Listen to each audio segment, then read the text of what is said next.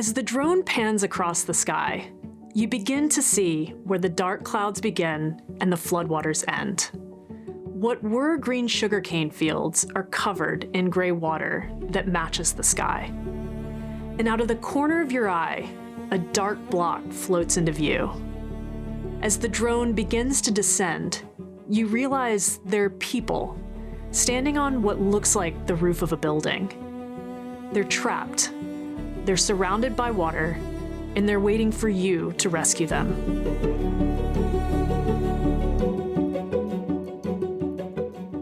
It didn't have to be this way.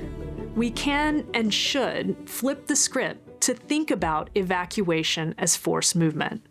That subtle shift opens us up to ways of preventing and responding to disasters that are attentive to people's experience and knowledge of their own communities. It also opens us up to not just recognizing, but prioritizing the traditional knowledge and sovereignty of First Nations. And our laws and emergency management frameworks must not only recognize this reality, they must support and enable it. The people trapped on the roof aren't a one-off. They're waiting, just like hundreds of other people that overwhelmed emergency services couldn't immediately reach in Taree, Texas, Malibu, or Malakuta. And it's not just floods. Last year, many people were unable to leave their homes in time as wildfires tore through Los Angeles. And in 2020, the Royal Australian Navy evacuated more than 1,000 people and 150 pets.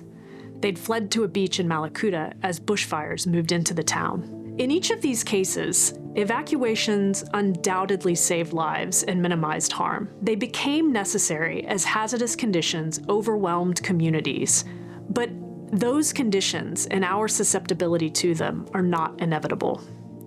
With climate change, hazards like floods and bushfires are increasing in intensity and frequency. Events just like this will unfortunately continue to unfold. And just as in these cases, emergency services personnel will be unable to reach every single person.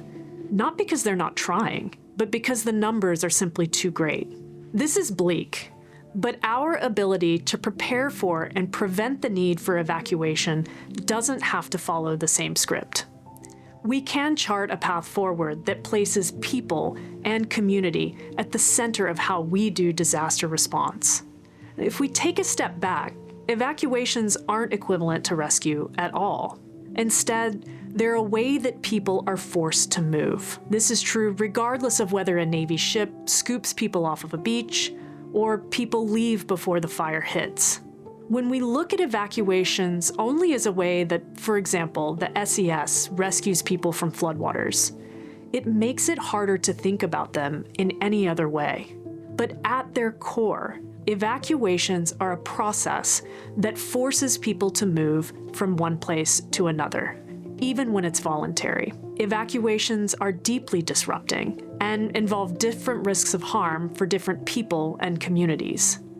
They're a process that may not end in people returning home quickly, or at all.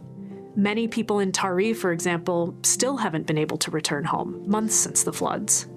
And they won't be able to either until their homes are rebuilt or they move again. For them and countless others, evacuation isn't temporary. During Black Summer, some Aboriginal and Torres Strait Islander people were turned away when they tried to access evacuation centers and supplies.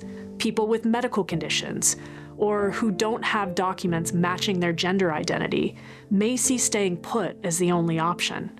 Farmers or people with animals may see limited or no choice about whether to leave or stay.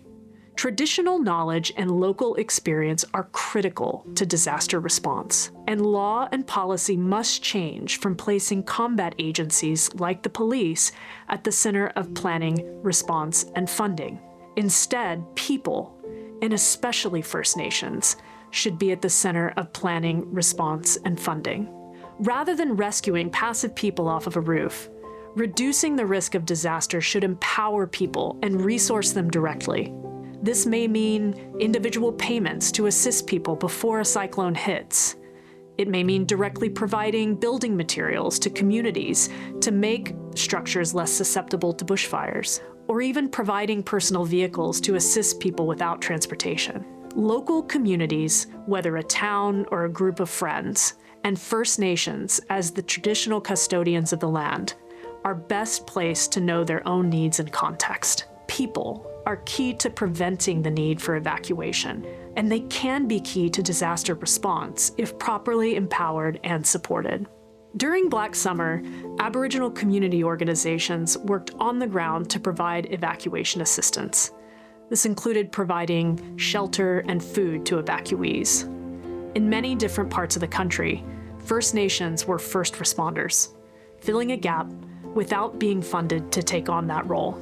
They repurposed schools as evacuation centers because someone had a key, not because it was set up for that purpose. During Hurricane Katrina, neighbors called one another to provide information or urge evacuation.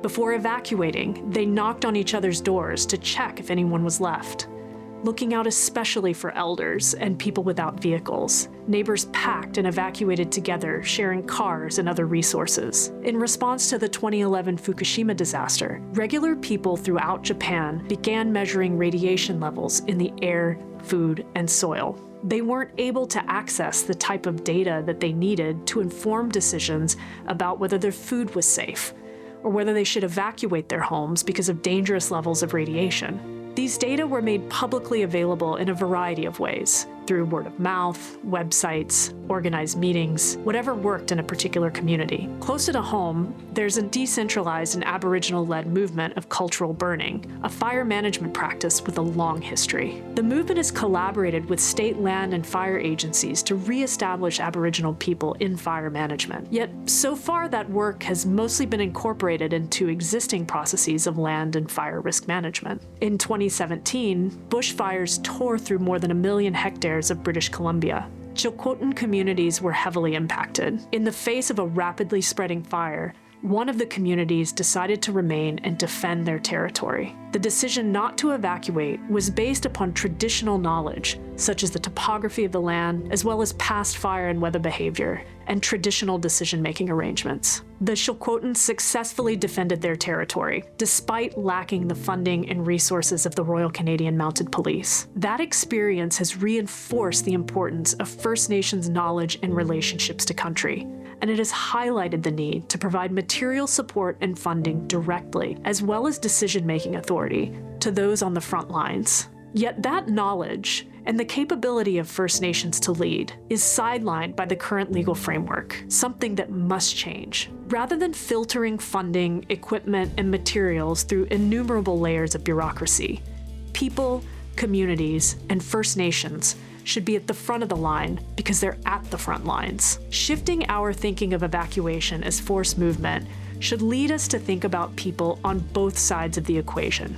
For example, law enforcement agencies should not lead evacuation planning in over-policed communities. State or regional organizations may not be best placed to make decisions in a community that they don't know. So where does all of this leave the people standing on the roof, surrounded by floodwaters? Well, if we saw people as partners, not just potential evacuees, perhaps they wouldn't have had to climb on the roof in the first place.